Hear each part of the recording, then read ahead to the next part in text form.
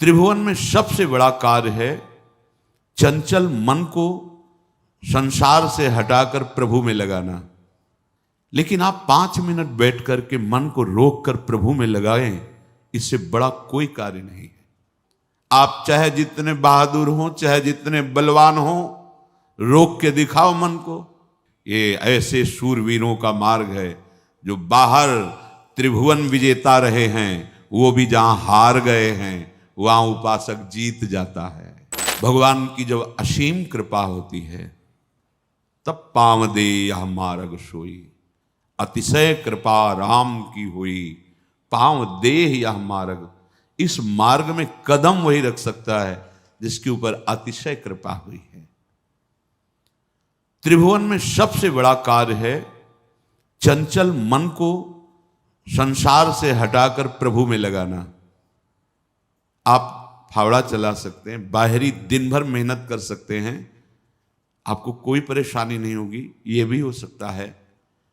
लेकिन आप 5 मिनट बैठ करके मन को रोक कर प्रभु में लगाएं, इससे बड़ा कोई कार्य नहीं है। और वो कार्य इस मार्ग का पथिक आजीवन करता है, जिसे आप समझते हैं कि कामचोर हैं, एक कर्तव्य से विमुख पुरुष जन बाबा जी बन जाते हैं, ऐसा नहीं। परम कर्तव्य अनेक जन्मों से भूलते चले आए, इस जन्म में मुझे भगवान ने सावधान कर दिया, मुझे संतों का संग दिया, उससे विवेक के द्वारा हमारी समझ में आया कि संसार की सेवा रूप कर्तव्य कर्म करते हुए मन को निरंतर प्रभु में लगाना ये जीवन का कर्तव्य है, यही परम धर्म है, यही परम लाभ है। तो देखो, आप चाहे जितने बहादुर हो, चाहे जितने बलवान हो, रोक के दिखाओ मन को रोक के दिखाओ तो तुम्हें बलवान समझें। जहां चाहता रौन देता है तुम्हें, चाहे जितना तुम शरीर से बलवान हो, तुम्हें घुटने टेकवा देगा। काम, क्रोध, लोभ, मोह, मद, मत्सर। और साधक इनसे जीतता है। वही साधु काम, क्रोध, मद, मान न मोहा, लोभ न क्षोभ, राग नहीं द्रोहा, जिनके कपट दंभ नहीं माया, तिनके हृदय बसहु रघुराया। काम क्रोध आदि पर विजय प्राप्त करने वाला महाबली भगवत भक्त होता है। ये काम चोर नहीं होते हैं, हाँ, ये काम विजयी होते हैं। जिनको लगता है कि बहुत सरल काम भजन है, देखो करके तो देखो। एक बार आद्य गुरु भगवान शंकराचार्य जी परम पावन भागीरथी के तट पर विहरण कर रहे थे। स्वाभाविक ऐसे ही देखा 2 मछुआरे बंसी लगाए हुए मछली पकड़ने के लिए एकदम एकाग्र बैठे हुए हैं। उनकी एकाग्रता, उनकी तन्मयता देख करके, प्रयास देख करके कहा, भाई ये आप जो चेष्टा करते हैं, कितनी मछलियां पकड़ लेते हैं, कितने रुपए मिलते हैं रोज तुम्हें? क्या? अरे महाराज, पूरे दिन लगे रहते हैं, तब कहीं कुछ भोजन अपने परिवार का और अपना चला पाते हैं, जो मिलती है मछली उनको बेच लेते हैं। तो भाई तुमको इसमें पक्का भी नहीं है कि मिल जाए? बोले हाँ, ये भी बात है। तो चलो, आद्य गुरु भगवान शंकराचार्य जी ने विशेष चारों दिशाओं में मठ की रचना की, जिससे धर्म की रक्षा होती रहे। मठ में चलो, नारायण नारायण नाम का कीर्तन करो। जितनी तुम्हारी दिन में मछली मारने से रुपया आती है वो हम देंगे, और भोजन तुम्हें भी देंगे, तुम्हारे परिवार के लिए भी दे देंगे। बस अगर जितनी देर मछली मारते हो उतनी देर नारायण नारायण कहोगे, तो जितना तुम रुपया कमाते हो रुपया देंगे, भोजन तुम्हें भी देंगे, तुम्हारे परिवार वालों के लिए भी दे देंगे। चलो लेवा चले, मठ में बैठा ला, बैठो, यहां करो, नाम कीर्तन करो, नारायण नारायण नारायण। बस हृदय में जलन हुई वहां बैठते ही, एकदम व्याकुलता, क्योंकि परम पावन पवित्र स्थान में बैठते ही पाप रूपी मल का नाश होना प्रारंभ हो जाता है। दर्शन, संभाषण, भगवान नाम कीर्तन, ये निर्मल करने के बहुत ही सुदृढ़ उपाय हैं। वो खड़े हो गए, बोले महाराज न तुम्हारा भोजन चाहिए न रुपया चाहिए, हमारा मन अशांत हो गया यहाँ ने, हम वही अपना मछली पकड़ेंगे, वही करेंगे। क्या समझते हो ये भगवत मार्ग कायर पुरुषों का मार्ग है? नहीं, ये ऐसे शूरवीरों का मार्ग है जो बाहर त्रिभुवन विजेता रहे हैं, वो भी जहां हार गए हैं वहां उपासक जीत जाता है। हरि का बल लेकर वो जीत जाता है।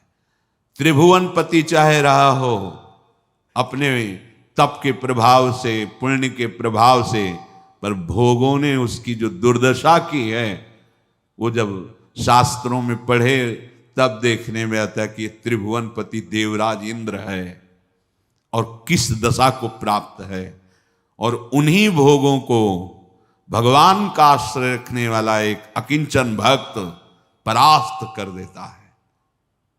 ये कायरों का मार्ग नहीं है, ये कर्तव्य विमुखों का मार्ग नहीं है, ये परम धर्म, परम कर्तव्य और परम बलवान। परम बलवान कौन? महाबली कौन? जो भगवत बल से बलवान है, जो भगवान के बल को स्वीकार कर चुका है, वो अब कुछ भी कर सकता है, हर विषय को रौंद सकता है। भगवत बल बिना शारीरिक बल, बुद्धि बल, तप बल आदि के द्वारा इन कामादि विकारों को कोई नष्ट नहीं कर सकता। एकमात्र भगवत चरणारविंद का बल। तो उपासक को सावधान रहना है कि भगवत मार्ग में हम चले हैं तो हम अपने स्वामी के विमुख आचरण न करें। जो भक्ति के नाम पर ऐसा ढोंग करते हैं, दंभ करते हैं, संयम सदाचार का त्याग करके दुराचार परायण होते हैं, बाहर से भगवान की भक्ति का नाटक स्वांग और अंदर से ये बहुत दुर्गति का कारण बन जाता है। ध्यान देने योग्य बात है। दंभी की बहुत बुरी दुर्गति होती है। जो दंभी है, दुराचार परायण है, वो नीच स्वार्थ के लिए केवल वेश धारण किए हुए है। वो न भगवान का भक्त है ना वो संत है।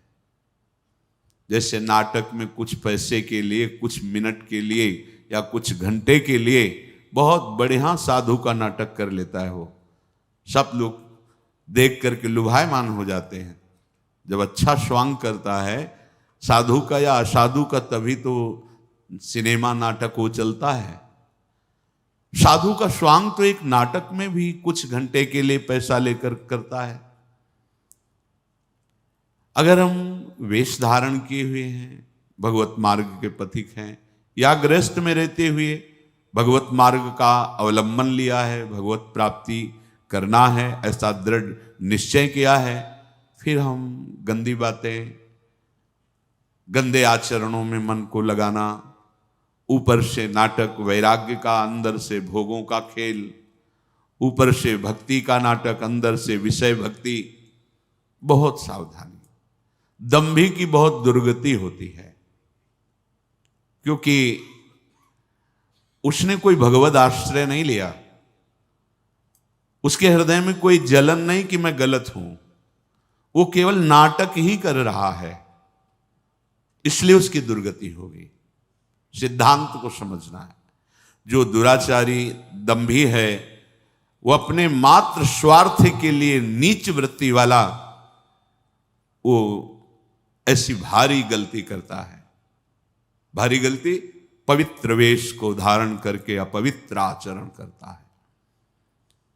यहां हम उनकी चर्चा नहीं कर रहे, हम तो उन महाभाग्यवान उपासकों की चर्चा करते हैं जो सर्वथा अपने आप को भगवान के अधीन करने के लिए उत्साहित हो चुके हैं। भाव क्या है? अभी वो निर्विकार नहीं हुए, लेकिन उत्साहित हो चुके हैं कि अब अपना जीवन मैं प्रभु के चरणों में समर्पित करूंगा। अब अपने जीवन का पूरा भार प्रभु के चरणों में, उसके हृदय में एक घबराहट पैदा हो जाती है कि बड़ी कृपा से मार्ग मिला है, कहीं छूट ना जाए। यद्यपि अभी वो निर्विकार नहीं हुआ है, पर एक कृपा पैदा हो गई। क्या? घबराहट और जलन। कहीं मेरे से ऐसी चूक ना हो जाए कि ये जो अवसर मिला है ये छूट जाए। ये कृपा होती। वो दंभी दुराचारी की घबराहट या जलन नहीं होती, क्योंकि उसका लक्ष्य ही नहीं है। वो तो केवल वेश मात्र धारण करके अपनी वासनाओं की पूर्ति कर रहा है। बिल्कुल ठीक वैसे ही उपासक में भी गलती हो सकती है, बहुत समझना है। पर उसने अपने जीवन का भार प्रभु के चरणों में दिया तो अब घबराहट पैदा हो गई, एक डर पैदा हो गया, एक जलन होने लगी। नहीं, अब कहीं ऐसी गलती न हो जाए कि मैं भगवान से विमुख हो जाऊं। बुरा स्वभाव है उसका। बहुत सुलझ के इस मार्ग की बातें सुननी चाहिए, नहीं तो निर्णय नहीं निकाल पाओगे। बिल्कुल वैसी स्थिति है जिसके पीछे निंदा की गई। दंभी दुराचारी की जो निंदा की गई, ठीक ऐसा स्वभाव है उसका, ऐसे ही आचरण रहे हैं, पर उसने ठान लिया है अपने जीवन को भगवान के चरणों में समर्पित करने का। तो अब उसके हृदय में घबराहट पैदा हो गई, भय पैदा हो गया, अब जलन पैदा हो गई, और वो अंदर ही अंदर अपने आप को जो भगवान के चरणों में समर्पित करना चाहता है, उसको ये मांग हो जाती, कोई एक ऐसा मिले जो हमारे पे शासन कर सके, हमारे दुष्ट मन को शासन में कर। कोई एक ऐसा मिले जो हाथ पकड़ ले और कह दे तुम निर्भय हो जाओ, हम देख लेंगे। अर्थात सच्चे सदगुरु की खोज, सच्चे महापुरुष का आश्रय, उसका हृदय। घबराहट पैदा हुई, चिंता पैदा हुई, हृदय में जलन पैदा हुई। ये पापों के परिणाम का नहीं है, ये कृपा का है, क्योंकि यही उसको ऊपर उठा रही है।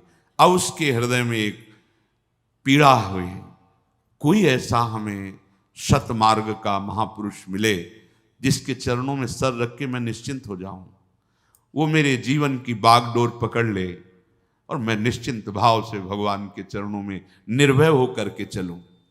वो सबल का आश्रय लेने के लिए अंदर से व्याकुल हो जाता है। सबल भगवान है, दूसरा कोई नहीं है। भगवान ही भक्तों के रूप में, संतों के रूप में, गुरुदेव के रूप में आकर हाथ पकड़ लेते हैं।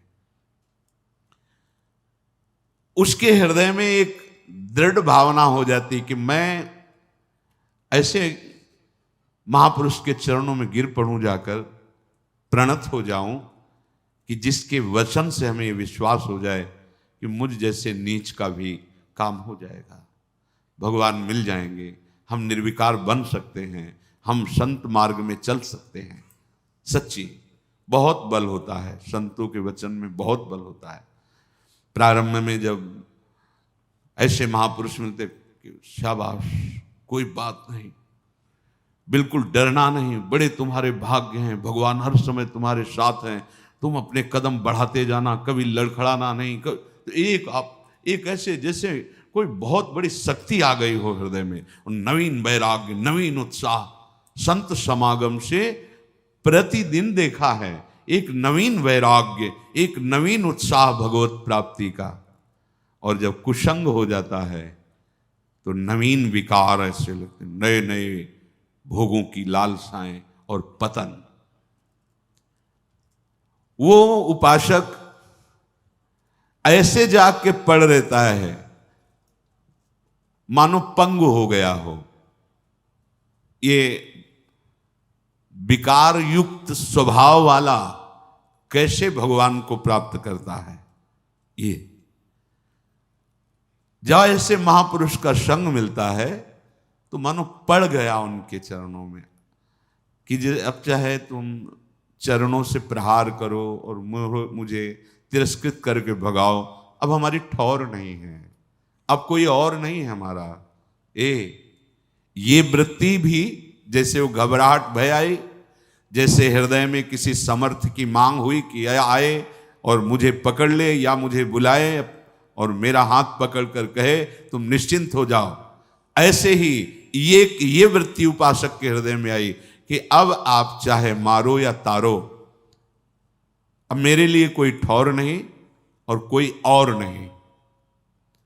ये ध्यान रखना, जब तक कोई ठौर है, कोई और है, तब तक निर्विकारता नहीं आती है, तब तक निश्चिंतता नहीं आती है। एक अद्भुत आनंद। आप एक बार हृदय को तो समर्पित करके देखो गोरे चरणारविंद में, एक बार तो हृदय में लाओ, अब कोई ठौर नहीं, श्री राधा जुग चरण निवास, अब कोई और नहीं, मेरी महारानी श्री राधा रानी, यही सदगुरु हैं, यही हैं गुरु। श्री जी गुरु। हरि हरिवंश भेद नहीं होई, प्रभु ईश्वर जाने सब कोई, दोई कहे ना अनन्यता, दो कहने से अनन्यता नहीं बनती। जो प्रभु की कृपा से ऐसा संग मिल गया, अब उसके हृदय में प्रतिपल एक उमंग आने लगती है, मैं कैसा अधम नीच, मुझको कितना उत्तम सौभाग्य मिला। अरे मैं वृंदावन वास कर रहा हूं, मैं सत्संग सुन रहा हूं, भगवान नाम जप कर रहा हूं, साधु समागम, अहो हमारे ऊपर अपार कृपा। वो प्रतिपल ऐसे विचारों में खोने लगता है। भगवत कृपा पात्र का हृदय कैसा होता है, ये प्रारंभ से देखिए, बुरे आचरणों में था, बुरा स्वभाव था, ऐसे ऐसे, अब उसके हृदय में एक नई उमंग आने लगती है, कितनी हम पर कृपा है। जहां ये बात उसके हृदय में आई तो भगवत कृपा अपना काम करने लगी। मत चित्ता सर्व दुर्गाणि मत प्रसादात तरिष्यति। अब जितने उसके दुराचार स्वभाव में बैठे थे, एक एक का नाश कर रही भगवत कृपा। भगवत कृपा, यहां उसकी कोई साधना की बात नहीं हो रही, भगवत कृपा कर, विश्वास करो इस बात पे। वास्तविक पूज्यपाद शिवड़िया बाबा जी के वचन जो पढ़े तो उन्होंने कहा कि बहुत साधन बल का प्रयोग करके देखा पर निर्विकारता सिद्ध नहीं हुई, तब गुरुदेव के चरणों का हृदय से आश्रय हुआ, तो जो साधन बल में श्रम करके भी हम नहीं कर पाए वो गुरु कृपा से हो गया। इसलिए गुरु कृपा ही केवलम, गुरु कृपा का एक अपार बल होता है। पर ध्यान रखिए, श्री जी ही गुरु जी हैं, गुरु जी ही श्री जी हैं, कोई व्यक्ति गुरु नहीं होता, गुरु कभी व्यक्ति नहीं होता, ये हृदय में धारण कर लीजिए। क्योंकि जब तक भाव तुम्हारा नहीं बनेगा, अगर तुम सामने व्यक्ति मानोगे तो व्यक्ति का ही प्रभाव होगा, गुरु का प्रभाव नहीं होगा। अगर गुरु साक्षात परब्रह्म तो फिर व्यक्तित्व तो नहीं दिखेगा, केवल परब्रह्म दिखे, और परब्रह्म का सानिध्य पाने वाला परब्रह्म स्वरूप ही हो जाता है। ब्रह्मविद ब्रह्मवि भवति। बड़ी बड़ी कठिनाइयां, जहां बड़े बड़े घुटने टेक देते हैं, गिर जाते हैं, वहां वो कृपा पात्र हंसते हंसते पार हो जाता है, उसको कोई प्रयास नहीं करना पड़ता। ये पक्का पक्का कई बार जीवन में ऐसा दिखाई दिया है बाद में कि अरे वो तो फिसलन थी, अगर प्रभु वहां से ऐसे ना बचाते तो फिसल गया था। बाद में अनुभव हुआ कि अरे हम जिस मार्ग में जा रहे थे वहां तो काई थी, फिसलन थी, अरे भगवान कैसे कृपालु, कैसे मोड़ लिया। वो इतने कृपालु के उस समय अनुभव भी में क्लेश नहीं आने देते, वो बाद में अनुभव कराते कि वो क्लेश का मार्ग था जिधर तुम्हारे कदम मोड़ रहे थे। उपासक निहाल हो जाता है। प्रभु क्षण मात्र का विलंब नहीं करते। माया जब आक्रमण करती है तो क्षण मात्र का विलंब नहीं करते। भगवान समस्त संकल्पों की सिद्धावस्था है। साधक के हृदय में गलत संकल्प बना कि उनकी कृपा शक्ति आकर के घेर लेती है, कहीं उसका अमंगल नहीं होने देती। ये बिल्कुल अक्षरशः सत्य समझो। जो इस मार्ग में चल रहे हैं वो खुद अनुभव करें हृदय में। दुर्वासना के से प्रेरित होकर मन संकल्प कर बैठा, नहीं सावधान रह पाया, पर कृपा शक्ति तत्काल कवच की तरह घेर लिया। इसके कई रूप हैं। भरी बाजार में पिटवा भी देगी, तुम्हारा घोर अपमान करवा देगी, तुम्हें ऐसा करवा देगी कि आपको लगेगा संसार में मुंह दिखाने लायक नहीं। हाँ, अब चलो हरि का मुख देखो। संसार के मुख दिखाने के लिए तुम्हारा जन्म नहीं हुआ, तुम्हें हरि का मुख देखने के लिए जन्म हुआ है। कृपा के बहुत से स्वरूप हैं। अगर आप भगवत शरणागत हो रहे हैं, थोड़ी मनमानी शुरू कर दी है, तो ध्यान रखना कृपा का मृदु से मृदु भी विधान हो सकता है और कठोर से भी कठोर विधान हो सकता है, पर होगी वो कृपा ही। जो भगवत कृपा है वो कुसुम से भी कोमल विधान कर सकती है और वज्र से भी कठोर विधान कर सकती है। तैयार रहना। ये वज्र से कठोर विधान उसी के लिए होता है जो अहम से युक्त हो करके मनमानी आचरण के लिए कदम उठाता है। तो भगवत कृपा फिर कठोर विधान की रचना करती, क्योंकि अब तुम बच नहीं सकते। कृपा का विधान लागू हो चुका है, अब तुम देखो यही है, इसी को कृपा कहते हैं। अब तुम बच नहीं सकते, माया के फंद तुम्हें फंसा नहीं सकते। अब तुम्हें डूबना पड़ेगा प्रेम में, अब तुम्हें डूबना ही होगा भजन में, अब तुम्हें डूबना ही होगा भगवान के नाम रूप लीला गुण में, क्योंकि आप तुम शरणागत हो गए तो कृपा का अब विधान लागू हो गया। तो काहे को वज्र से कठोर विधान को आप स्वीकार करोगे? भोगना पड़ेगा। वो ऐसी कृपा है पक्का, ऐसी स्थिति पैदा कर देगी कि केवल एक मार्ग रहेगा, हरि शरणम। बहुत फिर जलोगे। इसलिए अभी बुद्धि है, होश में हो जाओ तो कुसुम से भी कोमल विधान करने वाली कृपा प्रभु तक पहुंचा देगी। और अगर आप मनमानी करेंगे तो छोड़ने वाली तो है नहीं, ये पक्का। इसीलिए सब निर्भय हो जाते हैं शरणागत कि ठीक है, अगर हमारे कदम भी विपरीत गए तो कृपा शक्ति है ना, वो संभाल लेगी। तो वो पुचकार के फिर नहीं संभालती, जैसे पुचकार के समझाया जा रहा है, तो वही कृपा शक्ति से ये सत्संग मिल रहा है, वही कृपा शक्ति कोई न कोई आ जाएगा पक्का। ये जीवन में देखा है, जहां कदम लड़खड़ाए किसी न किसी संत के रूप में वही बोला गया है जो अंदर कमजोर हो रहा है। जहां हम कमजोर हो रहे हैं, उपासक जहां कमजोर हो रहा है, वही उसको उपदेश दिया। कौन कौन बोल रहा है? वही कृपा शक्ति आकर के उसकी वाणी में बैठ करके मुझे समझा रही। नहीं समझ में आया, चलो आगे। अब वो अपना जो रूप रखेगी वो इतना भयंकर कठोर होगा कि आप सह नहीं पाएंगे और भाग नहीं पाएंगे।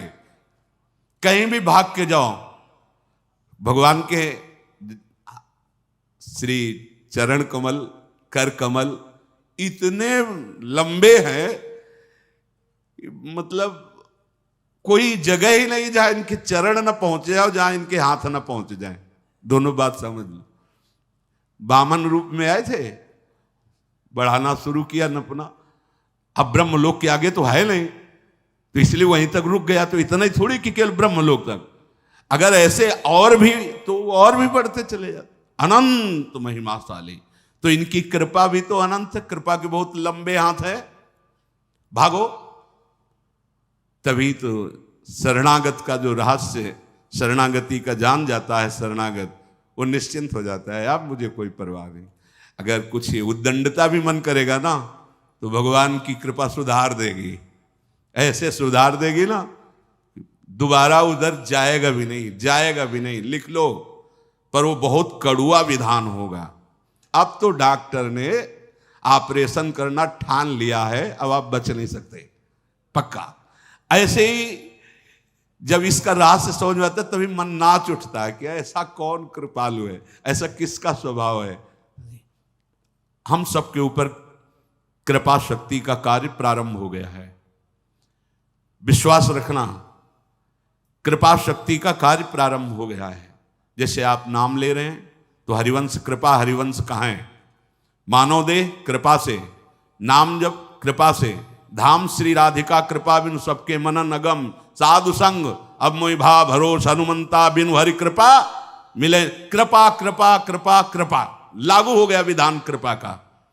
करो दंडता, देख लेना कृपा का जो भयंकर रूप तुम्हारे सामने, कई रूप हैं इसके। जहां से तुम गड़बड़ी करना चाहते हो वहीं तुम्हारे अहम में, यहां दर्द हो रहा है, चलो अस्पताल, अब तो कैंसर हो रहा है। यह है कृपा। जिस शरीर से तुम मनमानी करना चाहते थे, भाई अब दो चार महीने तुम्हारा जीवन, अब क्या 2-4 महीने की जीवन, बस 2-4 महीने का जीवन। अब कोई रिश्ता ना था किसी से नहीं, कोई संबंध किसी से, कोई भोग नहीं, राधा राधा राधा राधा राधा राधा। लागू हो गई कृपा शक्ति। ये अपार कृपा, असीम कृपा। ये लोग कहते हैं कि ये प्रतिकूलता, ये अपमान, ये असाध्य रोग, भजन का क्या यही फल होता है? नहीं, भजन का ये फल नहीं है। ये कृपा का संविधान लागू तुम्हारे ऊपर, क्योंकि तुम बहुत उद्दंड बच्चे हो, इसलिए कृपा ने ऐसे भयावह रूप से घेर लिया कि अब एक ही मार्ग रह गया है, राधा राधा राधा। सच्ची कहते हैं, सच्ची। हम सबके ऊपर अब कृपा का विधान लागू हो गया है और वो चल रहा है। भागो, भाग लो, कितना भागो, कृपा शक्ति तुम्हें घेर करके तुम्हारा मंगल करेगी। हाँ, भागोगे नहीं तो इसी जन्म में काम हो जाएगा। क्योंकि अरे भगवत प्राप्ति कोई गैर की थोड़ी होनी है, कोई ऐसी थोड़ी कि खेती की तरह उपज होनी है। हम प्रभु के थे, प्रभु के हैं, प्रभु के रहेंगे, भूल गए हैं। तो रोज जैसे सांप काट ले तो जहर झाड़ा जाता है ना, तो उतर जाता है, लहरें आती हैं, 4-4 लोग उसको पकड़ते हैं, हमने देखा है। ऐसे ही ये सत्संग रोज झाड़ा लग रहा है तुम्हारे ऊपर, छू छू, मोह का, काम का, लोभ का, मद का, अहम, नाना प्रकार के जो विषयों की लहरें उठ रही ना, जहर माया का काल सर्प ने पकड़ रखा है।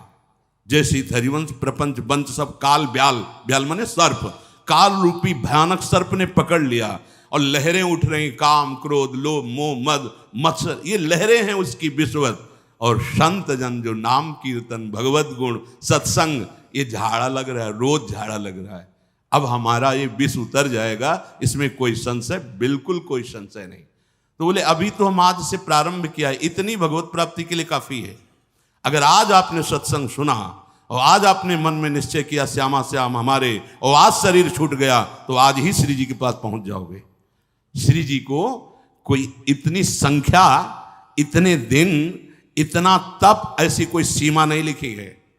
हाँ, जितनी श्वासें हैं वो हम अपनी लाडली को दें, चाहे एक ही श्वास रह गई तो राधा गए श्री जी के पास, 1,00,000 श्वास तो राधा राधा राधा राधा राधा। जिस श्वास में शरीर छूटेगा हम श्री जी के पास पहुंच जाएंगे।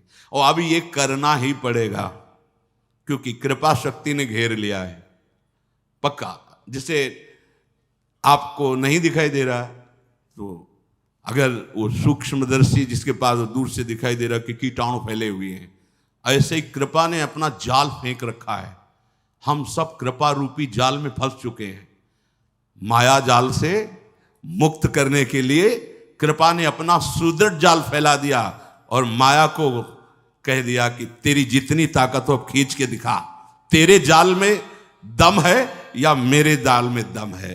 तो सदैव जय कृपा की हुई है, माया की नहीं। अब हमारे ऊपर कृपा का जाल पड़ गया है, भागना चाहो तो नहीं भाग सकते, फंस गए। कृपा ने अधीन कर लिखा। सुनते थे कि वृंदावन पकड़ लेता है, पर सोचते थे कैसे पकड़ लेता है। हम चाहे तो अभी जा सकते हैं वृंदावन से, कैसे पकड़ लेता है? जब पकड़ लिया ना तो हम चाहे भी तो नहीं जा सकते, चाहे भी तो नहीं, जीना चाहे तो जी नहीं सकते, बाहर से भी और भीतर से भी नहीं जी सकते वृंदावन के बिना। पकड़ लिया वृंदावन ने, सच्ची मानिए। हमारे ऊपर भगवत, हमारे ऊपर का मतलब हम सबके ऊपर अब भगवत कृपा का विधान लागू हो चुका है। सबसे बड़ी सिद्धि हमें प्राप्त हो गई। क्या? हम कृपा आश्रित और कृपा कवच से सुरक्षित हो गए। ये हम नहीं कह रहे कि ये सद्गुण आ गया इसलिए आप सिद्ध हो गए। हम सबको एक बड़ी सिद्धि मिल गई। क्या? कृपा आश्रय और कृपा का सुरक्षा कवच।